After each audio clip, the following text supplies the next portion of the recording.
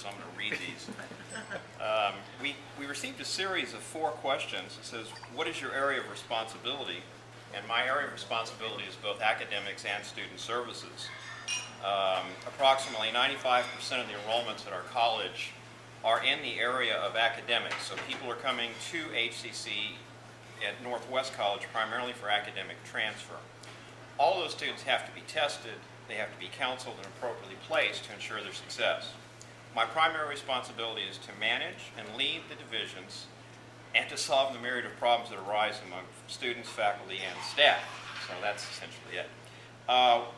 What is your strategic direction and focus? My focus, to be brief, is on student access and success. I'm committed to the belief that education has a positive transformational effect on the lives of students, and know from experience that our college has impacted the lives and families of so very many people in the greater Houston area. Thirdly, what are the greatest accomplishments in your area? I'm most proud of the emphasis on quality at our college.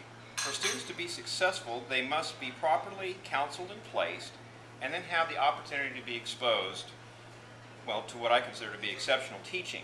We have recruited and hired some of the best faculty and staff in the region and the state, and our faculty and staff have published books and articles and have been the recipients of numerous teaching and excellence awards. And I'm very proud of our faculty and staff that work at Northwest College.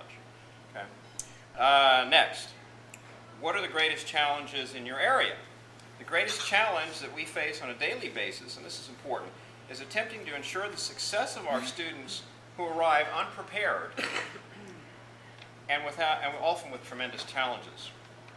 For the record, approximately 70% of all students who matriculate at our college and other colleges in the area, so it's not just HCC, arrive needing some form of remediation. So I want you to think about that. In other words, these are students who are not prepared to succeed in college. They're not college ready. And one of our tasks, and this is increasingly a problem, is how do we serve those students, ensure their success, and basically make sure that they're prepared to succeed as they matriculated senior institutions throughout the area. And it's a tough task. It's a very difficult task, and yet we've taken on that responsibility because it's a waste of human talent not to do otherwise. We are committed to everyone being successful in some capacity in our school. And then finally it says, what will your area look like in 10 years? Well, this is a difficult prognostication to make because there are so many variables. So each legislative session receives a lower percentage reimbursement from the state, while at the same time our enrollments are exploding. So do the math on that.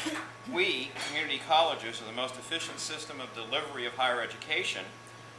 Often praised for our accomplishments, but yet we must plead each year for funding along with other worthy recipients of state dollars, and that's the absolute truth. I mean, we're standing in line with a whole list of people that are certainly worthy recipients of dollars, but it's a challenge for us. So in 10 years, if trends continue, we'll have approximately 40 to 50% more students at least at the Northwest College. Without the commitment of additional public support, we will need to substantially increase our tuition, or we will be turning students away. So there's a commitment. I think we've done a really good job of selling education as a public good in this country, as a private good in this country. Go to college, graduate, get a job, get your BMW. The unfortunate thing is that we've lost the emphasis on education as a public good. That an educated population earns more dollars, pays more taxes, and certainly there's a whole series of other benefits that accrue from having a well-educated population. So that's it in a nutshell. Thanks. Any questions? Or do you want to save questions to the end? No, go ahead. I just have one question. The students that come that aren't college ready. Correct. They come just broad brush across the different venues that they will be coming from, or is it something that is you can pinpoint specific students needing remediation from specific areas? You don't have to name school districts, but. Oh no. Well, let me say this. This seems to be a problem across all school districts. Now, clearly, some are better performers than others. That goes without saying. But understand that the students that are at the margins of passing at the school districts, even the good quality school district, the ones they realize at some point they need additional education if they're going to be successful in the workplace, and so they end up on our doorstep. So how do you deal with that? And we have to they have to have basic reading skills. Right. But most students arrive needing remediation in mathematics, as you can well imagine. That's been the bane of our existence. And we've got some fairly innovative programs to try to address those. We're trying everything we can possibly think of.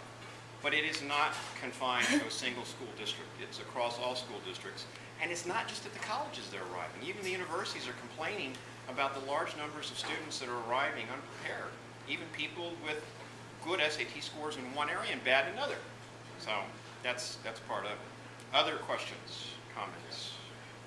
You know, I applaud what HCC is doing, but, you know, from a taxpayer's standpoint, Right.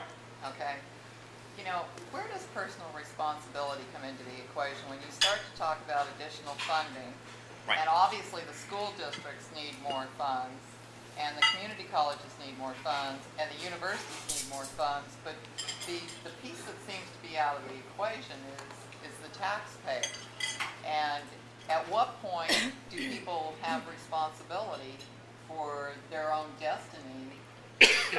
I mean, I understand helping, but it just seems to me like there's only so much of a financial burden that you can ask people to continue to take on.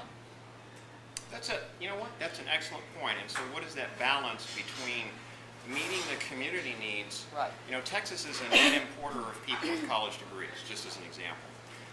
There's some interesting national data on that. We, as community colleges, I'm sure you've heard the ads from one of our competitors, you know, we train the firefighters, we train the public servants, the EMS personnel, and we provide continuing education for them. So what is the appropriate role? How much should the society contribute towards making sure those essential service needs are met? You know, we have a nursing shortage that affects all of us.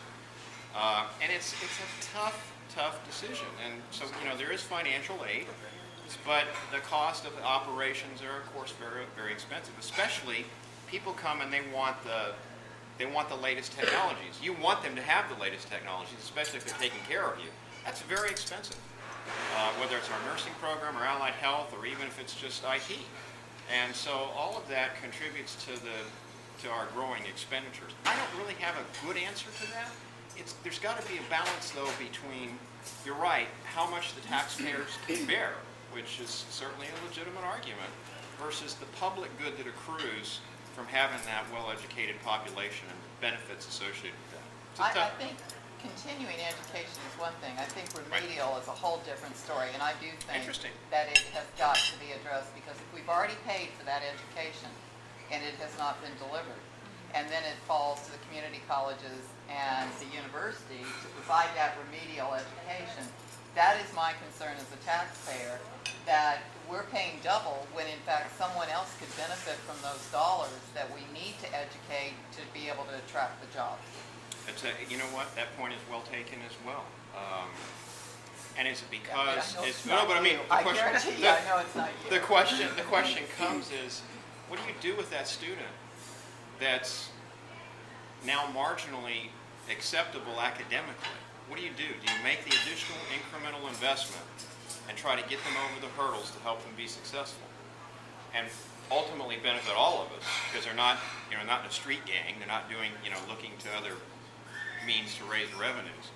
And I'm just saying, where do you draw that line? For me, it's a tough choice. I'm passionate about education because I believe in education, obviously. But by the same token, I'm a taxpayer, and so I get that. And we all have a responsibility, and it's not an easy question to answer. But I appreciate the question. Yes, ma'am. This is just to kind of address that. The way that I look at this from a university perspective is that we have students who, and having two of my own, sometimes their senior year, his senior year, he didn't do as well. He didn't apply himself as well. It's just an age type of thing. And then after a year or two, he's ready to go. Some people are like that. Some aren't. Some have different issues. Some aren't. But you're dealing with, particularly that developmental. A lot of people in that age group, which is where remedial comes in, sometimes. But not, or you're thinking, maybe they failed, an assistant failed. Sometimes that's just life maturity that, you can't Well, that's another valid point. I can't tell you how many students, because I used to see, now my associate dean does, I used to see every probated student in the college. And I can't tell you how many students that come back and I looked at their records and they've got 4 or 5, Fs, for 2 semesters, and then they disappear. They come back 4 years later, and I say, well, you're coming back, what's changed? And I remember I got a one-word answer from one student. He said, Iraq. I said, I get it. I never saw the student again. He was successful. So there is a maturity issue. Some students should delay their, it's hard to know. I mean, maybe from your own experiences, you can say, I should have waited 2 years before I went, I would have done better. That's a tough decision. But some students just need limited remediation. That figure that I gave you includes those that need math remediation. And I dare say if I gave most of you a math test, some of you would have tremendous problems with it. Doesn't mean you couldn't succeed in your current jobs. I mean, maybe even some of the deans for that matter. But my point is simply that you weren't a math major, but you had to get through math to be able to get your degree. So it's a trade-off, and I don't have the answer, other than I do care passionately about the people that come into our institution, because I know that if they will apply themselves, there can be a transformational effect that I think benefits everyone.